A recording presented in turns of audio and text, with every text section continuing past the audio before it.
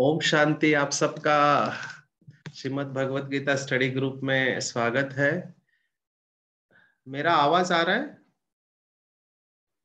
जी clear है। आ रहा है। ओके। ओम श्री परमात्मने नमः। गीता ज्ञानदाता निराकार शिव बाबा और उनके साकार माध्यम प्रजापिता ब्रह्मा बाबा, जिनके द्वारा सत्य गीता ज्ञान दिया गया, उस आधार पर हम लौकिक श्रीमद् भगवत गीता का स्टडी कर रहे हैं। और आप सब भाई बहने पिछले अनेक सत्र से 6 महीने से ज्यादा हो गए। आज का हमारा सत्र 32वां है और आज के सत्र में हम 14वां अध्याय गुणत्रय विभाग योग देखने वाले हैं। तो आप सबको बहुत बहुत धन्यवाद कि आप इतनी लगन से इस ग्रुप में ज्वाइन हो रहे, प्रश्न पूछ रहे हैं। आई होप कि आपको आनंद आ रहा है, नई नई बातें समझ में आ रही है और शायद आप लोग मनन चिंतन करके नोट्स भी बनाते होंगे। अभी तक हमने 13 अध्याय पूर्ण किए। हर अध्याय की अपनी विशेषता है। गीता आइसोलेशन में स्टडी नहीं की जा सकती। गीता के अध्याय एक दूसरे के साथ कनेक्टेड है, तो समय समय पर हम आपको रेफरेंस देते रहते हैं। और कई भाई बहने प्रश्न भी पूछते हैं, उन्होंने अच्छे प्रश्न पूछे हैं। तो जितना हो सके, जहां संभव हो, तो क्लिष्ट सब्जेक्ट को सरल करने की कोशिश करते हैं। और आपको पहले भी बताया था कि तीसरे अध्याय में एक श्लोक आता है जो सचिन भाई का पर्सनल फेवरेट है, बहुत आत्माओं का फेवरेट है। और अभी कुछ समय पहले मुरली में दादियों की जो डायरी की पॉइंट्स थी, उसमें भी वो भाव आता है। बाबा ने तो इसके ऊपर कई मुरलियां चलाई है। वो है कर्तापन का भाव। सभी दुखों का कारण है कर्तापन का भाव, कि मैं कर रहा हूं या मैं तो कुछ तो हूं। तो ये कर्तापन का जो भाव है कि मैं कर रहा हूं, ये अशुद्ध अहंकार को जन्म देता है, जो सभी विकारों की जड़ है। तो तीसरे अध्याय में ये कहा था कि हम आगे ये देखने वाले हैं, तो फिर से हम बैक जाते हैं। तीसरा अध्याय का 27वां श्लोक है, प्रकृते क्रियमाणानि गुणै कर्मणि सर्वशा अहंकार विमूढ़ात्मा कर्ताहम इति मन्यते। माने जो अहंकारी होता है वो ये सोचता है कि मैंने ये किया। शास्त्रों में इसका वर्णन ऐसे आता है कि मेरे पास अभी इतना धन है, मैंने इतने लोगों को हराया है, मैं इसको भी हरा लूंगा, इसको जीत लूंगा।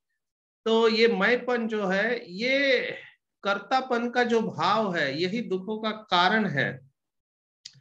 और ये कर्तापन के पीछे भी कौन है? तो भगवत गीता कहते हैं ये गुणों के द्वारा होता है। प्रकृति के द्वारा उत्पन्न 3 गुण है, इसके ऊपर ये पूरा ड्रामा बना हुआ है। और आज के अध्याय में ये जो चौथा अध्याय हम देखने वाले, 24 श्लोक का छोटा अध्याय है, relatively second smallest chapter after 12th and 15th chapter. 12 और 15वें अध्याय के बाद में ये छोटा अध्याय है, जो छोटा है, 24 श्लोकों का है, लेकिन बहुत सारे राज लेकर ये आया हुआ है।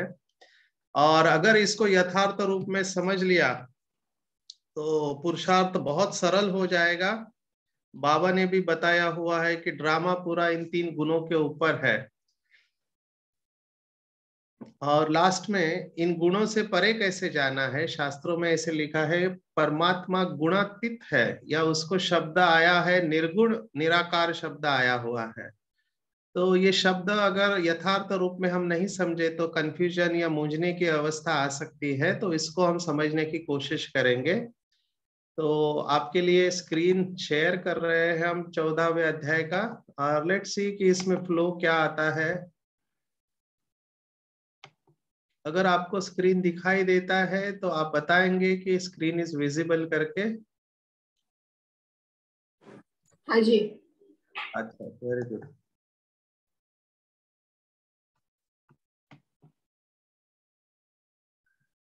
अध्याय का नाम है गुणत्रय विभाग योग। माना 3 गुणों का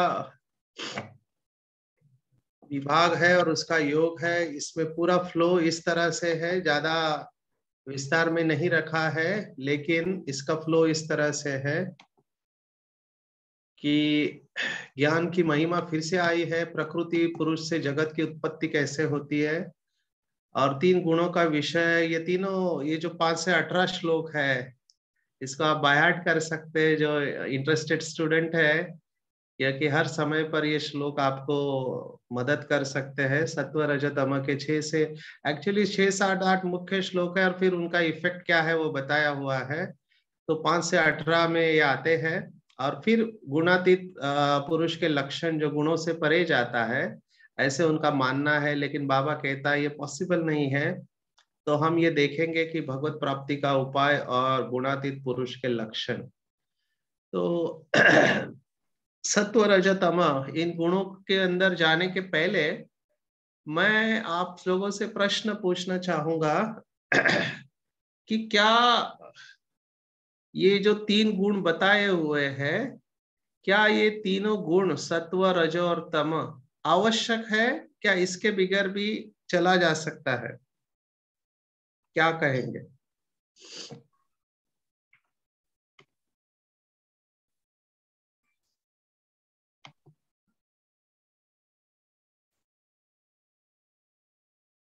आवश्यक है। आवश्यक है, उसके बिना नहीं चल सकता। जैसे प्रकृति वैसे आत्मा की भी स्थिति और प्रकृति की स्थिति। हर मनुष्य को ये तीनों गुणों में से पास तो होना ही है कर्म करते हुए। अच्छा चलो ठीक है, आपका 2-3 लोगों ने जवाब दिया कि ये गुण आवश्यक है, त्रिगुण। सोच के जवाब देना। तो ब्राह्मण जीवन का लक्ष्य क्या है? गुणों के आधार से बताओ। सतो प्रधान बनना। तो फिर वहां रजो और तमो नहीं है। लेकिन उस स्टेज से तो जाना पड़ता है ना। तो मना आप कह रहे हैं कि सतो प्रधान आवश्यक है, रजो और तमो आवश्यक नहीं है। उसी समय जो सतयुग में सतो प्रधान अवस्था है तो रजो और तमो नहीं है ना। मेरा प्रश्न सतयुग और त्रेता युग से है ही नहीं। अभी हम संगम युग पर है ना। दुनिया के लिए कलयुग है, हम संगम युग पर है। तो अभी रजो और तमो की आवश्यकता है या नहीं है? अभी रजो और तमो की आवश्यकता नहीं है, सतो प्रधान अवस्था चाहिए। श्योर? और कोई कुछ कहना चाहेगा इसके ऊपर? अगर ये रजो और तमो नहीं होंगे तो फिर हम सतों में कैसे जाएंगे? ये चक्र जो हम बोलते हैं अनादि चक्र है, वो चक्र चलेगा ही नहीं। चलेगा ही नहीं, मैं चक्र में नहीं जा रहा हूं, मैं केवल अभी के समय के बारे में बोल रहा हूँ। Please listen to the question carefully. आप पूरा बड़ा पिक्चर देख रहे हैं, मैं बड़े पिक्चर की बात नहीं कर रहा हूँ। अभी संगम युग पर हमको रजो और तमोगुण की आवश्यकता है या नहीं है?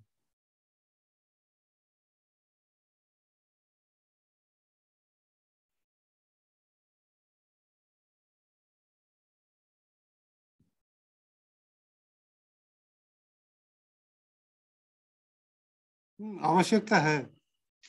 अच्छा, अगर आवश्यकता है, पहले और कोई बताएगा आवश्यकता है या नहीं है? देखो क्योंकि ऐसा है। यही निमित्त बनेगा ना आगे सतों में ले जाने के लिए।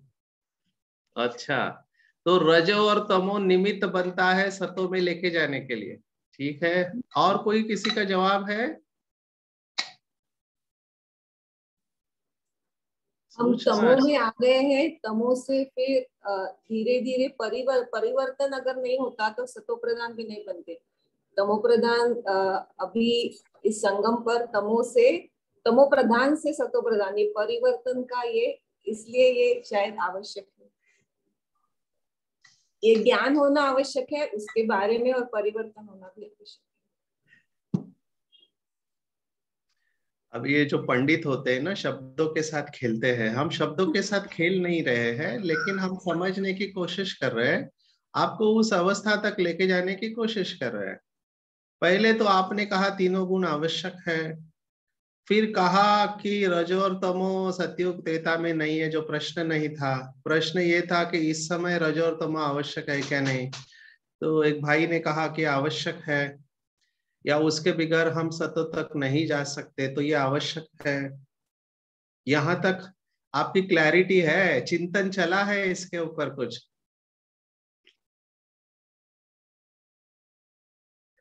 ये मैं जानबूझ के आपके सामने स्क्रीन रख के आपको सवाल पूछ रहा था, किसी का ध्यान अगर चला गया होगा स्क्रीन के ऊपर, तो स्क्रीन में 1927 में गुणातीत करके एक पुरुष के लक्षण बताए हुए हैं। अगर ये गुण आवश्यक है तो गुणातीत ये शब्द क्यों आया? गुणातीत माना इन गुणों के परे पुरुष के लक्षण है, जो गुणों से परे है, इन गुणों से परे है।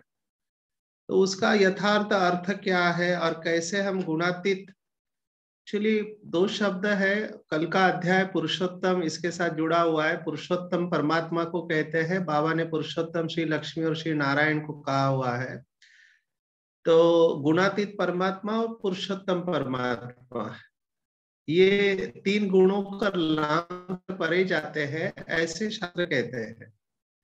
तो इसीलिए ये शब्द इस अध्याय को इतना लाइटली नहीं ले सकते। जब बाबा सतो रजो तमो कहते हैं तो ये सब्जेक्ट इतना सहज होता तो इसके ऊपर पीएचडी नहीं करते लोग, ठीक है ना। और प्रकृति से उत्पन्न ये तीन गुण है। क्या कोई और बता पाएगा कि 24 घंटे के अंदर सतो रजो तमो ये तीन गुण जो है ये कैसे काम करते हैं? किसी ने अगर चैप्टर पढ़ के आए हैं, सुने हैं तो, या चिंतन किया है तो बता सकते हैं 24 घंटे में सतो रजो तमो गुण कैसे काम करते हैं? व्यक्ति के अंदर नहीं पूछ रहा हूं, प्रकृति के अंदर।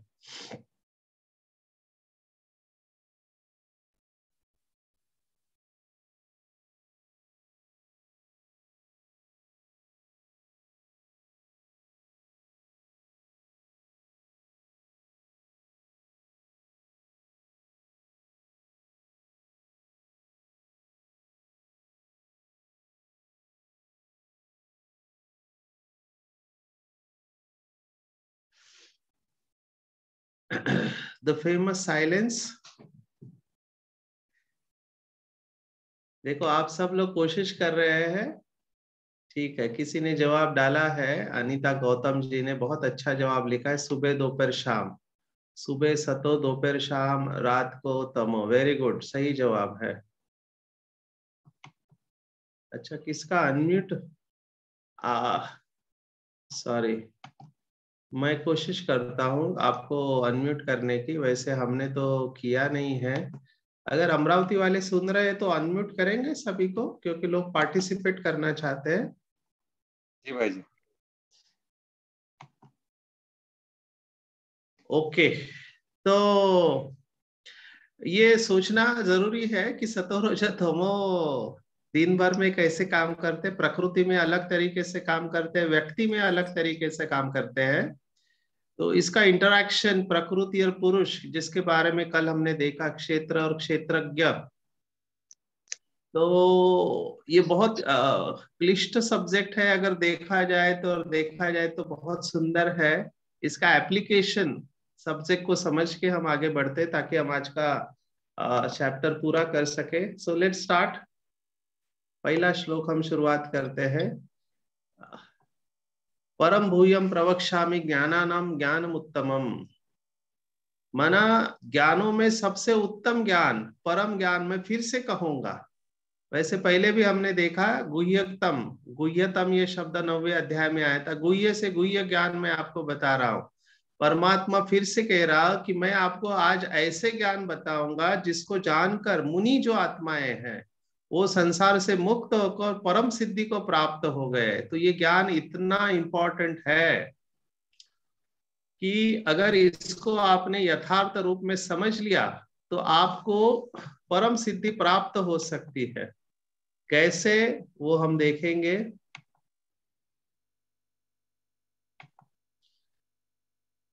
इदम ज्ञानम उपाश्रित्य मम साधर्म्य मागता। स्क्रीन पर नहीं आ रहा है। सॉरी, स्क्रीन नहीं आ रहा है? नहीं, एक ही पहला श्लोक ही आया। ठीक है, फिर से चालू करते हैं। कुछ तो गड़बड़ है। अच्छा, अभी दिखाई दे रहा है दूसरा श्लोक? हाँ जी, हाँ जी।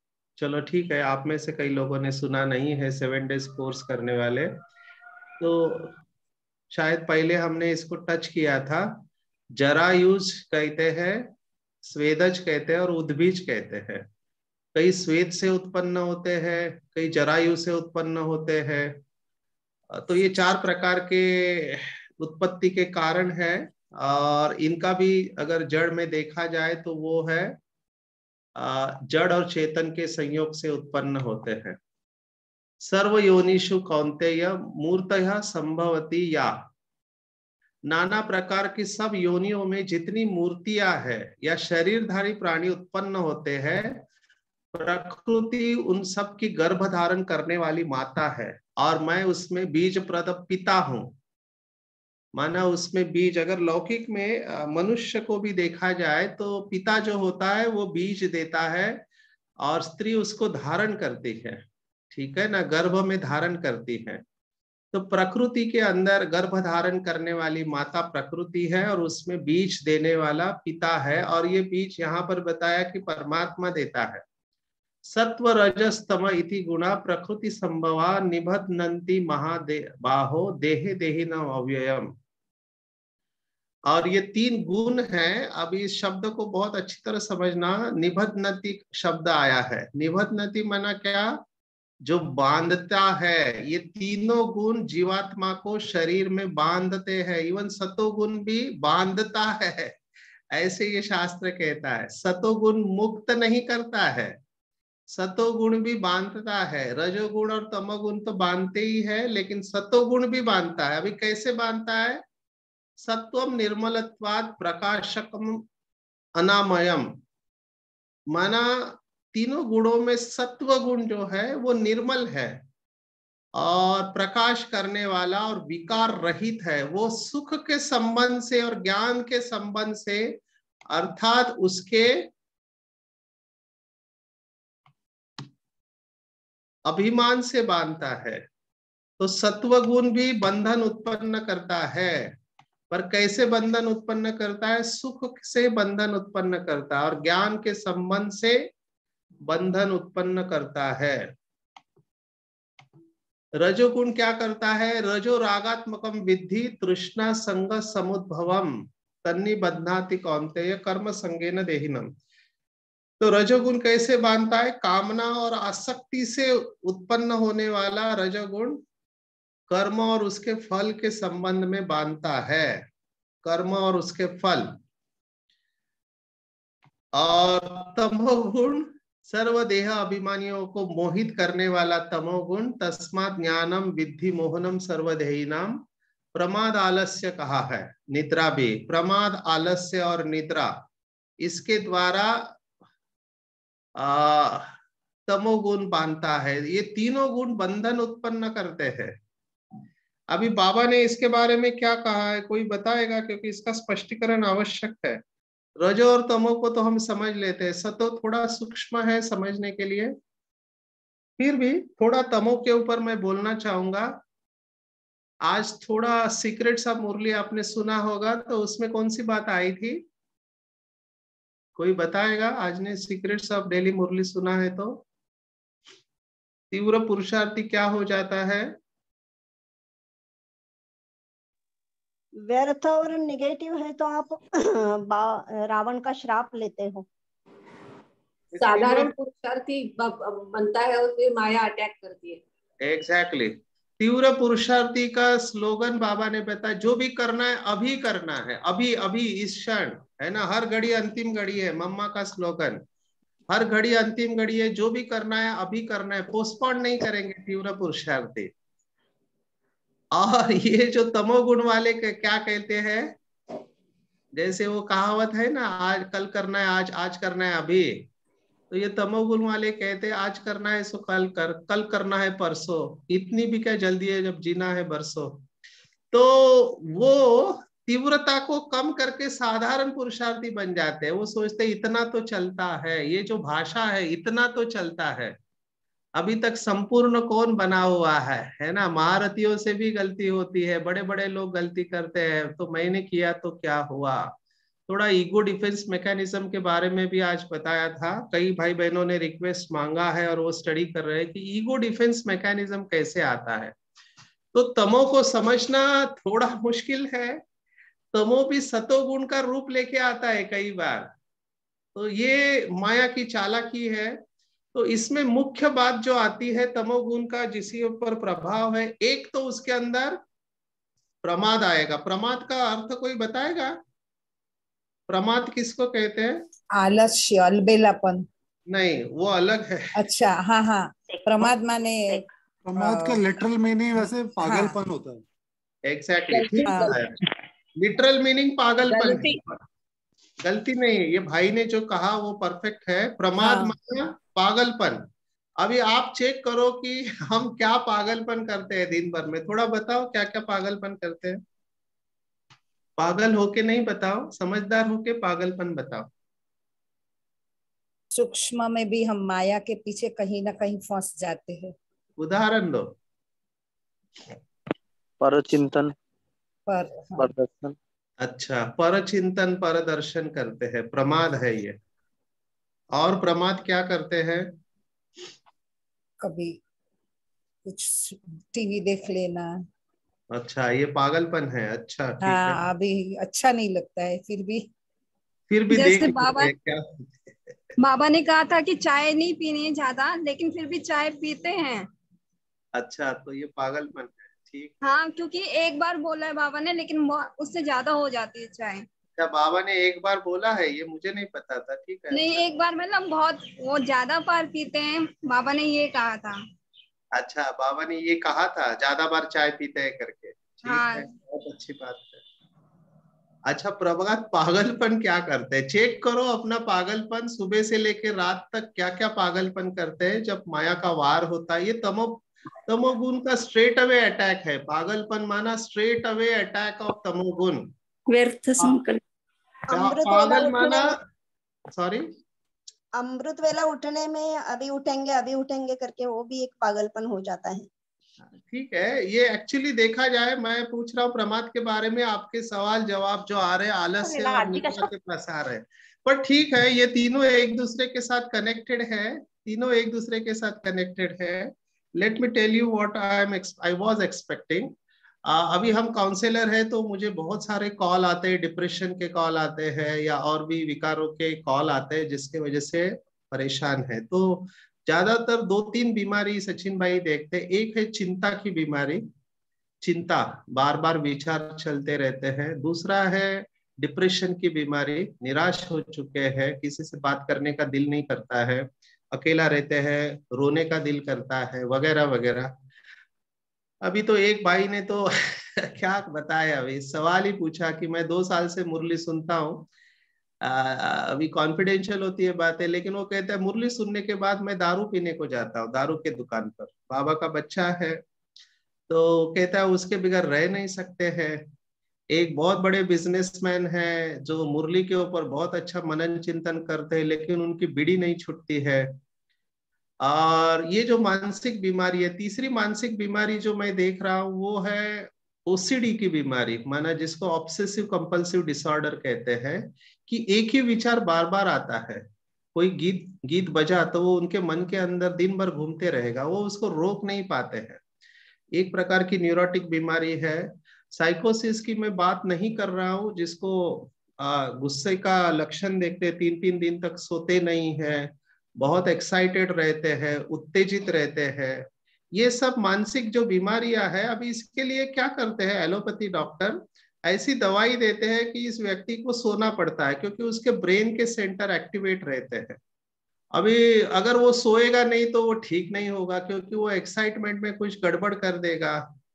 तो अलग अलग मैकेनिज्म होते हैं दवाइयों के काम करने के। मैं वो टेक्निकल बातों में नहीं जा रहा हूँ। तो लेकिन ज्यादातर ये दवाई लेने वाले रात को जल्दी दवाई लेते, फिर भी सुबह ये लोग नींद में से उठ नहीं पाते हैं। अभी मेरे पास बहुत सारे ऐसे केसेस आते हैं। अभी सोचो टीचर है या स्टूडेंट है जिसको अमृत वेला उठना है, लेकिन ये दवाई की वजह से वो बेचारे उठ नहीं पाते। अभी दवाई नहीं ले तो मूड खराब रहता है, और दवाई ले तो अमृत वेला मिस होता है। तो दोनों तरफ से मौत है। आप अगर सोचो इनको तो आखिर में बाबा के साथ इतने साल रहे तो दवाइयों को बंद कर देते तो मानसिक बीमारी बढ़ जाती है।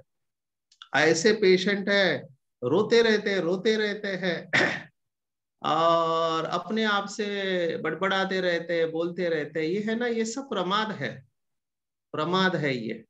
अभी बहुत रहम आता है, लेकिन क्या करें, ये तमोगुण का प्रभाव है और हम सब जानते हैं ये कर्मों का खेल है। तो इनके लिए विशेष योग करते हैं, इनको दुआएं देते हैं, लेकिन ये तमोगुण के प्रभाव से बचना मुश्किल है। स्पेशली उन आत्माओं को जिनके द्वारा लंबे समय तक ऐसे कर्म हुए हैं। बहुत कड़ी तपस्या चाहिए, संग चाहिए, श्रेष्ठ कर्म चाहिए, तभी आप इस तमोगुण के प्रभाव से निकल सकते हैं। बाबा ने तो अंडरलाइन किया है कि व्यर्थ संकल्प चलना, है ना। रोक ही नहीं पाते, विचारों को चलते रहते हैं, हर समय विचार चलते रहते हैं, योग में भी विचार चलते रहते हैं, रात को नींद नहीं आती है। और कई लोगों में तो बदला लेने का भाव होता है, क्रोध का भाव होता है। कितना हम देखे ऐसे, उनको ज्ञान समझ में आ गया है, लेकिन ये प्रमाद, आलस्य और निद्रा इससे मुक्त नहीं हो पा रहे। तो और ये जो गुण है ये मोहित करता है, मोह उत्पन्न करता है, प्रमाद, आलस्य। ये तो मैंने केवल तमोगुण के बारे में बताया। चेक करो अगर आपके अंदर ये है डोमिनेंट तो बहुत कड़ा पुरुषार्थ करना पड़ेगा। जो बाबा कहते हैं अभी तक कलयुग में है, द्वापर तक भी पहुंचे नहीं है। द्वापर का लक्षण है रजोगुण। अभी रजोगुण भी बहुत भटकाता है, कामना और आसक्ति। चेक करो मेरी किस में आसक्ति है। दो शब्द है, एक आसक्ति और लगाव। कोई बताएगा इसमें फर्क क्या है? आसक्ति किसे कहते हैं, लगाव किसे कहते हैं? लगाव व्यक्तियों में होता है और आसक्ति वस्तुओं पदार्थों में होती है। ठीक है, भोजन में आसक्ति होती है। तो रजोगुण की कल बात हो रही थी, तो मैंने देखा है, अभी किसी की टीका नहीं कर रहे, ऑब्जर्वेशन बता रहे। कई भाई बहने मधुबन आते हैं। अभी मधुबन के भोजन की कितनी महिमा है ना। ब्रह्मा भोजन जो देवताओं को भी नहीं मिलता, लेकिन कई भाई बहने घर से अचार, पापड़, ऐसी चीजें लेके आते हैं क्योंकि मधुबन का मसाला उनको पसंद नहीं आता है।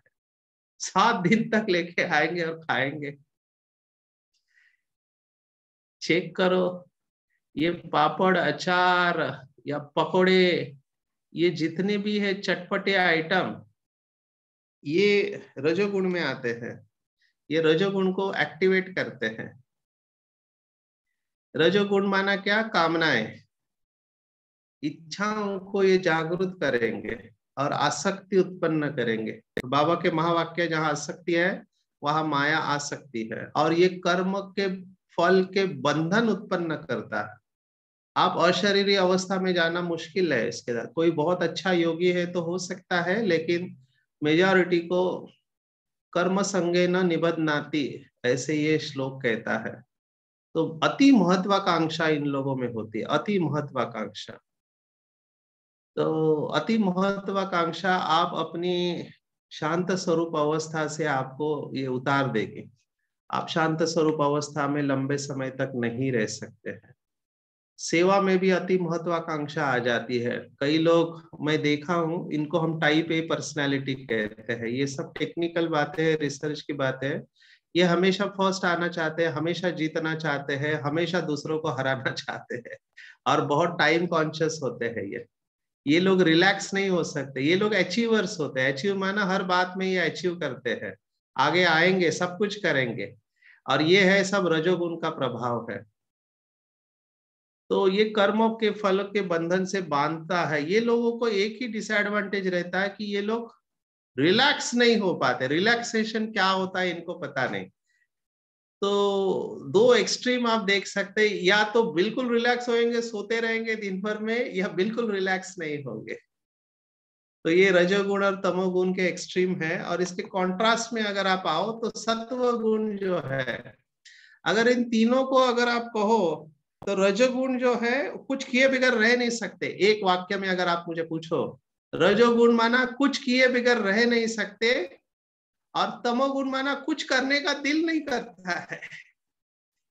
रजोगुण कुछ किए बगैर रह नहीं सकते, तमोगुण कुछ करने का दिल नहीं करता है, और सतोगुण कब क्या करना है और कब नहीं करना है, ये समझ जिसके पास है वो है सतोगुण।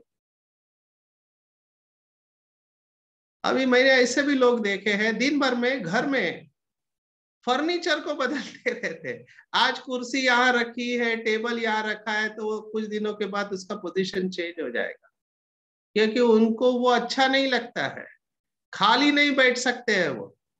तो रजोगुण है, उनको पुश करता रहता है, भागो नहीं तो मैं तुम्हें खत्म कर दूंगा।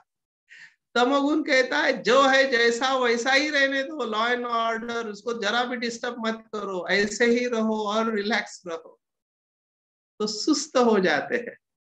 सतोगुण बैलेंस में रहते हैं, इसलिए सतोगुणों को तीनों में श्रेष्ठ बताया है। आपने ठीक कहा कि सुबह के समय सतोगुण का प्रभाव रहता है। दिन भर में हम एक्टिविटीज में आते हैं, कर्म करना पड़ता है, शरीर निर्वाह अर्थ, तो आपको एक्टिविटी में आना है, तो आपको रजोगुण की आवश्यकता है। और दिन भर में काम करके थक जाते हैं तो शाम को हम निद्रा में चले जाते हैं, तो तमोगुण का प्राकट्य होता है। तो तीनों गुणों की आवश्यकता है मनुष्य को जीने के लिए, तीनों गुण जरूरी है। लेकिन देखना चाहिए कि हम सतोगुण में ज्यादा से ज्यादा रहे। अभी इन तीनों गुणों में कंपटीशन होती है, ऐसा अगला श्लोक कहता है। सत्वम सुखे संजायति रज कर्मणि भारता, ज्ञानम आवृत्यम तु तमम प्रमाते संजयुत्तत। माना सत्वगुण सुख में लगाता है, रजोगुण कर्म में तथा तमोगुण ज्ञान को ढककर प्रमाद में भी लगाता है। तो सुख स्वरूप अवस्था माना सतोगुण। अगर इसको आप मुझे कहो तो सतोगुण माना हाथी की तरह है, रजोगुण घोड़सवार है, भागते रहते हैं, और बिल्कुल निद्रा में चले जाना प्रमाद में, वो तमोगुण है।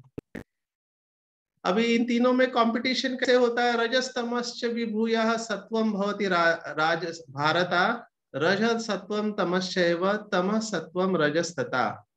रजोगुण तमोगुण को दबाकर सत्वगुण, रजोगुण और तमोगुण को दबाकर सत्वगुण, और सत्वगुण और तमोगुण को दबाकर रजोगुण, वैसे सत्व और रजो को दबाकर तमोगुण होता है, अर्थात बढ़ता है। ये तीनों कंपटीशन करते हैं एक दूसरे के साथ में। अभी इस पॉइंट को कैसे हम यूज करें पुरुषार्थ के लिए, कोई बता पाएगा? ये कंपटीशन की बात है कि सतोगुण दोनों को दबाता है, रजोगुण बाकी दोनों को दबाता है, और तमोगुण बाकी दोनों को दबाता है। तो इसको हम कैसे यूज करें पुरुषार्थ में? What is the application of these three gunas? भाई जी, सत्व को एक्टिवेट करना चाहिए ताकि दोनों दब जाए। अच्छा, एप्लीकेशन कैसे करें? संकल्पों में पॉजिटिविटी, श्रेष्ठता लाने का प्रयत्न करेंगे। अच्छा, समान में रहेंगे। हमारा जो 7 गुण है, 7 गुणों की ऊंची अवस्था मतलब सतो प्रधानता है, तो 7 गुणों के समान में रहेंगे तो रजोगुण और तमोगुण दब जाएगा। अच्छा भाई जी, मुझे लगता है जैसे भाई जी आपने अभी बताया कि तमोगुण यानी कि कुछ नहीं करना ऐसा होता है, तो जब हमें योग में बैठना है तभी मन को ऐसा बोले कि अभी मुझे कुछ नहीं करना, सिर्फ बाबा की याद में रहना है। और रजोगुण बताता है कि कुछ भी करे बिना रह नहीं सकते हम लोग। तो उस टाइम जब हम हाथों से काम करते हैं तो बुद्धि को वहां इधर उधर भटकती रोके और वहां जाने का बोले कि भाई एक ही याद में रहे और हाथों से काम करे। ऐसा कर सकते हैं मेरी समझ के हिसाब से। नियंत्रण, हाँ सर, नियंत्रण और संयम, ये दोनों संकल्पों पे, मतलब अपने संकल्पों के ऊपर जब संयम रहेगा और हम नियंत्रित करेंगे तो उसको राइट वे में, जब हम प्रॉपर वे में लाने की कोशिश करेंगे योग के समय, तो बहुत फायदा होता है। फिर कोई भी व्यर्थ संकल्प आते ही नहीं है योग के समय, बिल्कुल। चलो, अच्छा है, आपका चिंतन थोड़ा चल रहा है इसके ऊपर। यहाँ पर मैं जो कह रहा था कि चेक करना है अपने आप को दिन भर में कि अभी मेरे ऊपर कौन से गुण का प्रभाव है सुबह से रात तक। तो आप चेक करेंगे कि दिन भर में मेरे अंदर रजो का प्रभाव कब रहता है, तमो का प्रभाव कब रहता है। और जब मुझे चेकिंग में ये पता चलेगा कि अभी मेरे ऊपर रजो का प्रभाव है, अभी मैं रजो प्रधान बनते जा रहा हूँ, टू मच थॉट्स क्रिएट कर रहा हूँ, अभी मेरे अंदर आलस्य और प्रमाद का प्रभाव बढ़ता जा रहा है, ठीक है ना, तो तमोगुण का अटैक हो रहा है। तो जब मेरी चेकिंग होती है तो चेक करके चेंज करना है और सतोगुण में आना है। और जैसे ही हमारे ऊपर ये गुणों का अटैक होता है, वैसे अन्य आत्माओं के ऊपर भी ये गुणों का अटैक होता है। त्रिगुण मैं कह रहा हूँ, गुण जब कहते हैं तो हम सतो रजो तमो की बात करें, ना कि दिव्य गुणों की बात करें, तो उसको मिक्स नहीं करें। दूसरे आत्माओं के ऊपर भी हमको पता चलता है कि अभी ये आत्मा तमो गुण के प्रभाव के अंडर है, अभी ये गुस्सा कर रही है, अभी ये आलस्य में है, अभी ये प्रमाद की स्टेज में है, अभी ये बहुत महत्वाकांक्षी कंपटीशन मोड में है ये, तो इसके ऊपर रजोगुण का प्रभाव है। तो ये दूसरों की अवस्था को भी देखकर हम अपने आप को संभाल सकते हैं और अपने आप को प्रोटेक्ट कर सकते हैं। तो खुद की चेकिंग और दूसरों की चेकिंग से अपने आप को बचाकर उस अवस्था में अपने को रखना है। सर्वद्वारेषु देहे, सॉरी, शांति भाई, जो रजोगुण तमोगुण है और सतोगुण भी तो खाने से बहुत संबंधित है ना, तो उसका प्रभाव तो आता ही है, सभी के साथ कनेक्शन है। केवल खाना माना आप अगर केवल स्थूल भोजन समझते हैं तो आप केवल पार्ट को देख रहे हैं। आप जो भी अंदर अपने डालते हैं वो सब खाना हो गया आपका। हाँ जी। केवल 5 तत्वों का रोटी सब्जी दाल खाना नहीं है, हर एक चीज जो आपके अंदर जाती है वो सब आपका भोजन हो गया। और स्थूल से ज्यादा सूक्ष्म बहुत वैल्यूएबल है। जिस समय इस देह में तथा अंतःकरण और इंद्रियों में चेतनता और विवेक की शक्ति उत्पन्न होती है, उस समय जानना चाहिए कि सत्व गुण बड़ा है। अंडरलाइन है, दिस श्लोक इज वेरी इंपॉर्टेंट। सर्वद्वारेषु देहिस्मिन् प्रकाश उपजायते ज्ञानम यदा तदा विद्याद विविध्रम सत्वम मित्युतः। विवृद्धम, सत्व गुण बढ़ गया है, उसका चेक पॉइंट बताया है कि आप जागृत अवस्था में रहेंगे और आपकी विवेक शक्ति उत्पन्न होगी। विवेक माना आपको पता चलेगा कि मैं ये गलत कर रहा हूँ, ये सही कर रहा हूँ, गलत कर रहा हूँ। आप उसका स्पष्टीकरण नहीं देंगे, लेकिन आप जागृत अवस्था में रहेंगे और आपके अंदर प्रकाश बढ़ते जाएगा, जिसको बाबा ने कहा डबल लाइट फरिश्ता अवस्था। आपको भी अनुभव होगा, दूसरों को भी अनुभव होगा। एक थोड़ी सी पॉइंट बताते हैं। बाबा ने कहा अष्ट रत्नों से आपको 8 ही शक्तियों की भासना आएगी कि 8 की 8 ही शक्ति ये आत्मा अभी इस्तेमाल कर रही है। तो ऐसे नंबरवार दूसरे आत्माओं से आपको भासना आएगी, तो उसके अंदर सत्व गुण बढ़ा हुआ है, ये समझना चाहिए। अभी रजोगुण जब बढ़ता है तो क्या होता है, लोभ बढ़ता है, प्रवृत्ति बढ़ती है, स्वार्थ बुद्धि से कर्मों का सकाम भाव कहा है, सकाम कर्म कहा है, कामनाओं से आरंभ, अशांति और विषय भोगों की लालसा, ये सब उत्पन्न होते हैं। अगर रजोगुण आपको समझना है तो राजाएं समझो, जो सकामी राजाएं थे कि मेरा राज्य बढ़ रहा है वगैरह वगैरह, मेरा धन बढ़ रहा है, मेरे सब रिश्ते बढ़ रहे हैं, ये रजोगुण के बढ़ने के ऊपर ये सब आ जाते हैं। अंदर स्वार्थ बुद्धि, लोभ और प्रवृत्ति, लालसा, विषय भोगों की लालसा, आज ये कार है कल वो कार है, आज ये कपड़े है कल वो कपड़े है, आज ये घर है तो कल वो घर है, ये सब जो डेकोरेशन वगैरह होता है या प्रेजेंटेशन होता है, तो ये रजोगुण का प्रभाव है। रजोगुण बढ़ रहा है। तमोगुण के बढ़ने पर क्या होता है, अंतःकरण और इंद्रियों में अप्रकाश, अप्रवृत्ति, कर्तव्य और कर्मों में, और प्रमाद अर्थात व्यर्थ चेष्टा और निद्रादि अंतःकरण की मोहिनी वृत्तियां ये सब उत्पन्न होते हैं। माना बिल्कुल अंधकार में रहते हैं, ये अपना कर्तव्य नहीं करते हैं और बस सोए रहते, खाओ पियो और सो। जब यह मनुष्य सत्व गुण की वृद्धि में मृत्यु को प्राप्त होता है तो उत्तम कर्म करने वालों के निर्मल दिव्य स्वर्गादि लोगों को प्राप्त होता है। रजोगुण के बढ़ने पर, मृत्यु होने पर कर्मों की आसक्ति वाले मनुष्यों में उत्पन्न होता है, तथा तमोगुण के बढ़ने पर मरा हुआ मनुष्य नीच योनियों में जाता है या उसको दुख की प्राप्ति का अनुभव होता है। तो आप अपने आप को चेक कर सकते हैं।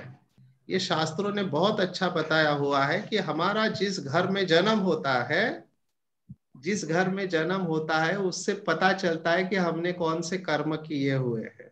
क्योंकि हमको हमारी वो इच्छा थी, वो अनुभव करते हुए हमने शरीर छोड़ा, इसलिए अंतमते सायवा गत्वा ये इसी के साथ कनेक्टेड है कि हमने जो कर्म किए उस अनुसार हमारी गति होती है। उस घर में वो कर्म हमको करने पड़ते हैं, लेकिन हम इससे ऊपर उठ सकते हैं। श्रेष्ठ कर्म का सात्विक अर्थात सुख, ज्ञान और वैराग्य यदि निर्मल फल कहा गया है। राजस कर्म का फल दुख और तामस फल का कर्म का फल अज्ञान कहा गया है। इससे भी चेक कर सकते हैं कि हमारे कर्म कैसे हैं। अगर आप सुख स्वरूप अनुभव करते हैं, आपके पास ज्ञान है अच्छा और आपको वैराग्य आता है, तो समझना चाहिए आपके कर्म अच्छे हैं। आपको लगातार दुख मिल रहा है कर्मों का, तो कामनाएं बहुत है जो पूर्ण नहीं होती है और आपके दिमाग में कुछ नहीं जा रहा है, कोई भी बात समझ में नहीं आ रही है, हमेशा कंफ्यूज रहते हैं, कहते ये बात समझ में नहीं आई मुझे। अज्ञान फल, ये तमोगुण का प्रभाव है। सत्व गुण से ज्ञान उत्पन्न होता है, रजोगुण से लोभ उत्पन्न होता है, तमोगुण से प्रमाद उत्पन्न होता है। सत्व गुण में स्थित पुरुष स्वर्ग आदि उच्च लोगों को जाता है। ये हम सब जानते हैं कि हम सतो प्रधान जितने होंगे उतना 111 से आएंगे। श्री कृष्ण का जो टाइटल है 16 कला संपूर्ण सर्वगुण संपन्न संपूर्ण निर्विकारी मर्यादा पुरुषोत्तम अहिंसा परमो धर्म, ये संपूर्ण सतो प्रधान 16 कला संपूर्ण। रजोगुण वाले राजस पुरुष मध्य में अर्थात मनुष्य लोक में रहते हैं और तमोगुण वाले निद्रा प्रमाद और आलस्य आदि में स्थित तमस पुरुष अधोगति अर्थात ऐसे योनि में मनुष्य योनि में जाएंगे, लेकिन उनको बहुत दुख का अनुभव होगा।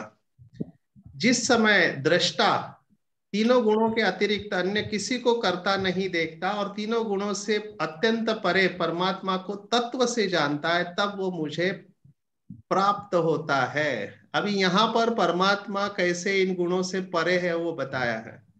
क्या कोई बताएगा कि परमात्मा शिव बाबा ये सतो रजो तमो से प्रभावित होता है या उसके इफेक्ट में आता है? क्या कहेंगे? शिव बाबा परे है, परे है, ये सब गुणों से परे है। अच्छा, कि बाबा को शरीर नहीं है। તેમને બધી ખબર છે પણ એમને એમ કે અમે કેટલું સમજ્યા છીએ। शिव बाबा तीनों गुणों से परे है। अच्छा, तीनों गुणों से परे है, ठीक है। तो तीनों गुणों, सॉरी, शरीर में आते हैं तो बांध जाता है ना कर्म के बंधन में, सतो प्रधान रजो तमो। बाबा को तो शरीर नहीं है। अच्छा, तो इसलिए वो इससे परे है, परे है, गुणातीत कहा है ना। ठीक है। ये पुरुष शरीर की, सॉरी, और कर्म फल का भी बाबा, मैंने कर्म फल का ये रिजल्ट नहीं लेता है कुछ बाबा। ठीक है,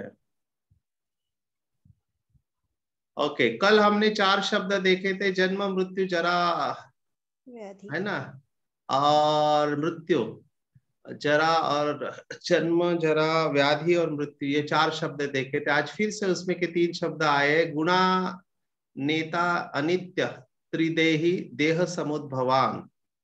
ये पुरुष शरीर की उत्पत्ति के कारण इन तीनों गुणों को उल्लंघन करके जन्म मृत्यु वृद्धावस्था और सब प्रकार के दुखों से मुक्त हुआ परमानंद को प्राप्त करता है।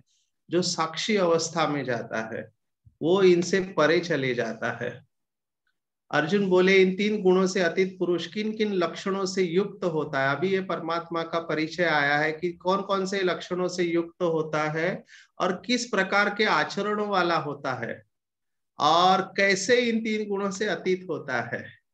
तो ये बहुत इंपॉर्टेंट श्लोक है लास्ट के, प्रकाशम च प्रवृत्तिम च मोहमेव च पांडवा न द्वेष्टि सम प्रवृत्तानि न निवृत्तानि कांक्षति।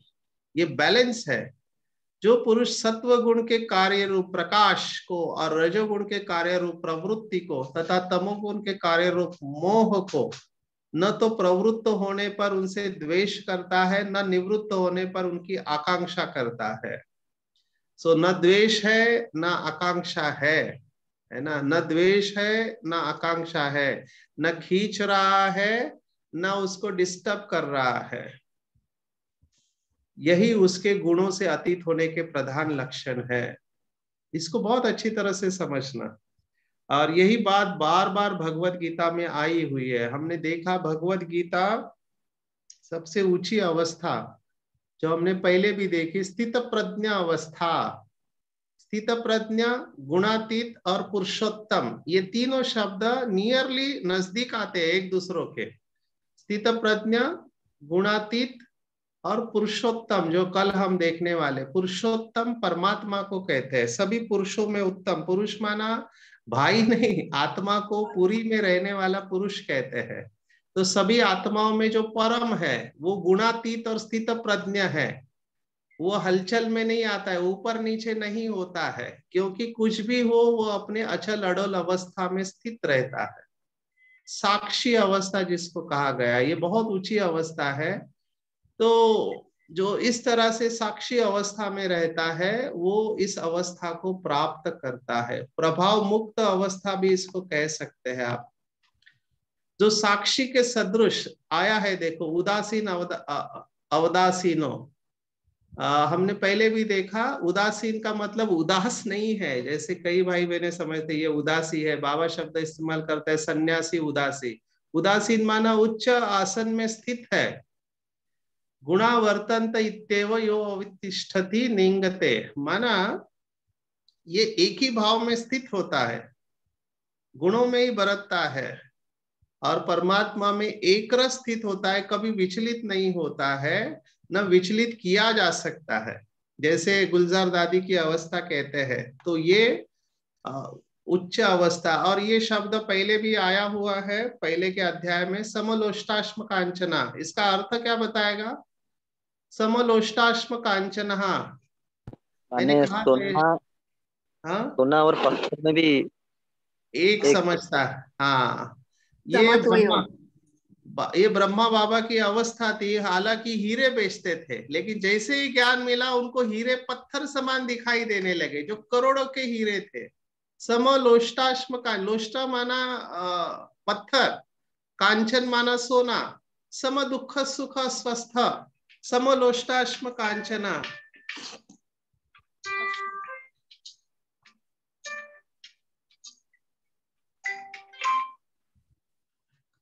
समलोष्टाश्म कांचना, तुल्य प्रिया प्रियो धीरस, तुल्य निंदास्म संस्तुति। जो निरंतर आत्म भाव में स्थित है, दुख सुख को समान समझने वाला है, मिट्टी पत्थर और स्वर्ण को समान भाव वाला है, ज्ञानी है, प्रिय तथा अप्रिय को एक सा मानने वाला और अपनी निंदा स्तुति में भी समान भाव वाला है, वही गुणातीत है। तो ये चेक पॉइंट बताई हुई है। मानापमानयास्तुल्यो मित्र परीक्षयो, माना मान अपमान में समान है, मित्र वैरी के पक्ष में भी सम है, और संपूर्ण आरंभों में कर्तापन के अभिमान से रहित है। कर्तापन के अभिमान, प्लीज अंडरस्टैंड, अंडरलाइन दिस। सर्वारंभ परित्यागी गुणातीतः स उच्यते, माना कोई भी कार्य करने के पहले उसके अंदर ये भाव नहीं होता है कि मैं कर रहा हूं, वो पुरुष गुणातीत कहा गया है। जो पुरुष अव्यभिचारी भक्ति से मुझको निरंतर भजता है, वह भी इन तीन गुणों को भली भांति लांघकर ब्रह्म को प्राप्त करने के लिए योग्य बन जाता है, क्योंकि उस अविनाशी परब्रह्म का और अमृत का तथा नित्य धर्म का अखंड एक रस आनंद का आश्रय मैं हूं। वो सब सुख एक परमात्मा से एक्सेप्ट करता है। तो गुणातीत का ये आखिरी के 3-4 श्लोक है। अगर उनका फ्लो आप देखो तो बार बार ये बात हम दूसरे अध्याय से देख रहे हैं। सुख दुख, मान अपमान, निंदा स्तुति, इन सब में जो समान रहता है, प्रिय अप्रिय घटना में समान रहता है, वो इन गुणों से परे चले जाता है और वो गुणातीत परमात्मा समान या बाप समान अवस्था को प्राप्त करता है। प्रैक्टिकली देखा गया तो ये कठिन है। महिमा करते हैं तो हवा में चले जाते हैं, और कोई उल्टा सुल्टा कहता है तो नीचे आ जाते हैं और कहते हैं कि मेरा तो इसने अपमान कर दिया। इसका मतलब अभी तक आप इन गुणों के प्रभाव में हैं। और इसके लिए एक ही धारणा जो परसों भी सुनाई थी दादी गुलजार के अनुभव में, कि महिमा को स्वीकार नहीं करना है, कराने वाला करा रहा है। एक पॉइंट सुनाकर रुकते हैं। बाबा ने दादियों के साथ मुलाकात में ये बात कही थी कि कई भाई बहने कहते निमित्त है, लेकिन निमित्त बनने में भी अहंकार आ सकता है कि मैं इतनी बड़ी सेवा के निमित्त हूँ, मैं इस सेंटर के निमित्त हूँ या फलाने सेवा के निमित्त हूँ। वो निमित्त बनने का अहंकार भी छोड़ना है, तभी आप बिल्कुल डबल लाइट अवस्था में जा सकते हैं। तो जब ये भाव आता है कि मैं नहीं करा रहा हूं, कराने वाला करा रहा है, चलाने वाला चला रहा है ना। जो मम्मा का स्लोगन था, हुक्म ही हुक्म चलाए रहा, तो बिल्कुल मैंपन का अभाव रहेगा। जो महिमा को स्वीकार नहीं करेगा उसको अपमान की फीलिंग भी नहीं आएगी। कैसी भी परिस्थिति हो मैं उसमें सम रह सकता हूँ, सम। और जो हर परिस्थिति में सम रहता है वही बाप समान बन सकता है। तो यह 14वां अध्याय शॉर्ट अध्याय पर बहुत डेप्थ वाला अध्याय है। आपके कोई प्रश्न है तो आप पूछ सकते हैं।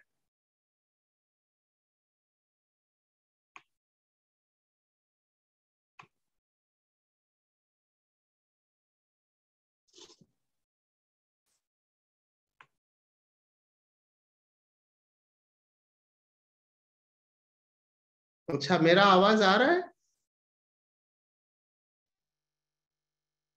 भाई जी? अच्छा ठीक है। तो आपके कोई प्रश्न है तो पूछ सकते हैं। कल विशेष संडे है, रविवार है, और कल इंटरनेशनल हैप्पीनेस डे है, ठीक है ना। 20 मार्च अंतर्राष्ट्रीय खुशी का दिन है। तो सचिन भाई का एक प्रोग्राम है 4 से 5:30, तो उस समय तो अपना सेशन नहीं हो सकता है। और शाम को थर्ड संडे होने के कारण इंटरनेशनल योग है 6:30 से 7:30, तो वो टाइम भी आउट है। अगर आप सभी एग्री करते हैं तो हम कल 2:30 से 3:30 मिल सकते हैं, ताकि 4 से 5:30 हम इंटरनेशनल हैप्पीनेस डे का प्रोग्राम कर सके। इफ यू एग्री देन कल हम 2:30 से 3:30 15वां अध्याय जो छोटा अध्याय है पूर्ण करेंगे। आप सबको सहमत है? हाँ जी भाई। जी भाई। अच्छा ठीक है।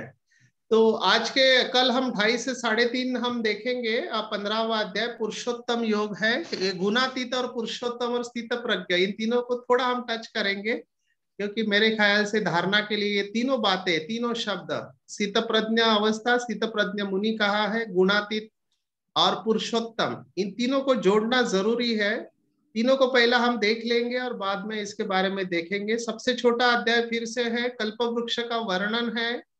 कल के अध्याय में शुरुआत ही कल्प वृक्ष से आती है। ऊर्ध्व मूलम अधशाखम अश्वत्थम प्राहुरव्ययम असंग शस्त्रेण दृढ़ेन चित्वा, ऐसे बहुत सुंदर शब्द 15वें अध्याय में आए हुए हैं। आज के अध्याय में कोई प्रश्न है तो आप पूछ सकते हैं। अभी जी आप, भाई जी। हाँ बोलो नारायण भाई बोलो। भाई जी, तो तमोगुण और रजोगुण को हम तो चेक कर लेते हैं, लेकिन उसको चेंज करने की कोई एक विधि बता सकते हैं तो आप बताइए। कैसे उसको कन्वर्ट करे सतों में, या फिर साक्षी भाव कैसे रखे। उसको क्रिएट होता है एनर्जी अंदर से, रजो का पता चलता है, लेकिन उसको चेंज ठीक से नहीं कर पाते। करते हैं लेकिन वो जो तरीका ठीक से नहीं कर पाते। आप मेरे मुख से वही बात निकलवाना चाहते हैं जो मैं बोलना नहीं चाहता हूँ। मैं उदाहरण देने में, मैं शुरुआत में प्रश्न पूछा कि ये तीनों गुणों की आवश्यकता है या नहीं है प्रैक्टिकली संगम युग पर, तो मुझे वो जवाब आया नहीं। लेकिन आपका ये प्रश्न मुझे आपको फिर से, क्योंकि मैं रेडीमेड आंसर देने में विश्वास नहीं रखता हूँ, आपके पहिए घूमने चाहिए। थोड़ा मैं बताऊंगा लेकिन फिर डिसीजन आपके ऊपर छोड़ दूंगा। आपको प्रैक्टिकल अनुभव सुनाते हैं। मधुबन में थे, पांडव भवन में, ये 98 की बात है। उस समय दादी प्रकाशमणि थी। तो दादी का ध्यान होता था कि यज्ञ में क्या चल रहा है, कौन कहाँ आ रहा है, जा रहा है। और दादी तो अथॉरिटी थी। हम सब बड़ी दादी से बहुत प्यार करते हैं।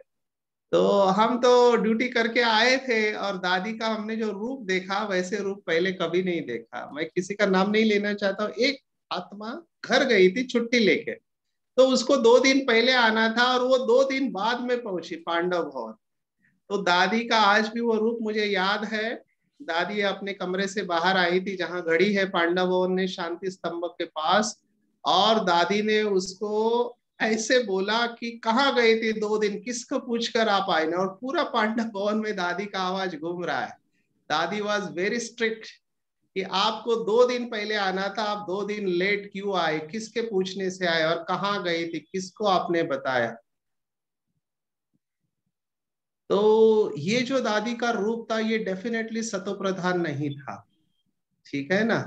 दादी अपने एडमिनिस्ट्रेटर रोल में थी, क्योंकि दादी के ऊपर जिम्मेवारी है यज्ञ के हर आत्मा की, और कोई आत्मा उसको 2 दिन पहले आना था 2 दिन बाद आ रही है और बिल्कुल रिलैक्स है, तो दैट इज नॉट एक्सेप्टेबल। अभी मुझे बताओ दादी ने कौन से गुण का इस्तेमाल किया था इस समय त्रिगुणों में से? रजोगुण। हाँ, तो क्या दादी ने ये जो गुण इस्तेमाल किया वो गलत था?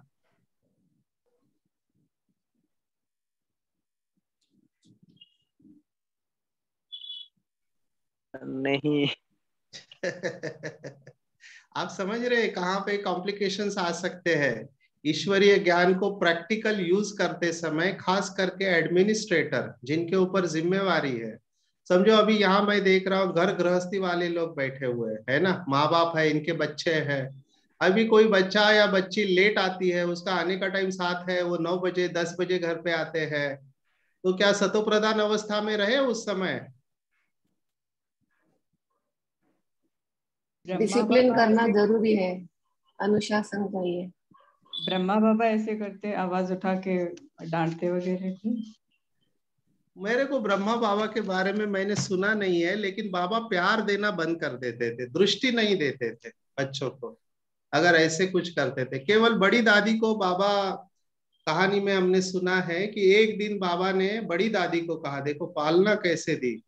वो हिस्ट्री हॉल में मुरली पढ़ते समय देखते थे, तो बड़ी दादी आकर बैठ जाइए आगे और बाबा ने अपने स्टाइल में बोला, मुट्ठी चप्पल पहन के बैठी हुई है क्लास में। अभी जैसे ही बाबा ने कहा मुट्ठी माना ये प्यार से बोलते हैं सिंधियों में, चप्पल पहन के क्लास में बैठी है, तो दादी को भी आश्चर्य लगा कि मैंने तो चप्पल नहीं पहनी है, बाबा ऐसे क्यों कह रहा है। और सब लोग दादी को देख रहे हैं कि चप्पल पहन के क्लास में कैसे बैठ गई, क्या हुआ रहेगा, कोई बता पाएगा? देह भान में बैठी। तो बाबा ने कहा बच्ची देह भान में बैठी हुई है, और देह माना चमड़ी, चमड़ी के भान में है आप सोल कॉन्शियस नहीं है। ये पालना ब्रह्मा बाबा ने दी है। तो दादियों के भी कान खींचता था बाबा, ऐसे नहीं छोड़ता नहीं था, उनको बहुत पक्का ट्रेनिंग दिया है बाबा ने। पर मैं यहाँ पर ये त्रिगुण शब्द के ऊपर जुड़ रहा हूँ, जो नारायण भाई का प्रश्न था कि हमको लव और लॉ का बैलेंस रखना है, लव और लॉ का बैलेंस रखना है। एक मिनट, लव और लॉ का हमको बैलेंस रखना है और बैलेंस रखते हुए चलना है। मेरे ख्याल से टाइम हो गया है, हम यहाँ पर रुकते हैं। आप सबको बहुत बहुत थैंक्स। आपके जो भी प्रश्न है आप हमको पूछ सकते हैं। I am sorry to exit, क्योंकि मधुबन में अभी एनुअल जनरल बॉडी मीटिंग की तैयारी चल रही है, तो पूरे भारत से 2-2.5 हजार भाई बहने आते हैं जो पूरे साल का प्रोग्राम बनाते हैं, तो उसमें मेडिकल विंग की जिम्मेवारी है सचिन भाई के ऊपर। स्टॉल का तैयारी करनी है, बहुत सारे पैम्पलेट्स बनाने हैं, इसलिए आज का सेशन जानबूझ के जल्दी लिया। कल का भी सेशन हम 2:30 से 3:30 रखेंगे, 15वां अध्याय आप सब तैयारी करके आएंगे, ठीक है। आप सबसे मैं छुट्टी चाहता हूँ। Thank you very much. ओम शांति। आज का सत्र हम यहाँ पर समाप्त करते हैं। ओम थैंक यू। शांति। ओम शांति। शुक्रिया भाई जी, शुक्रिया बाबा।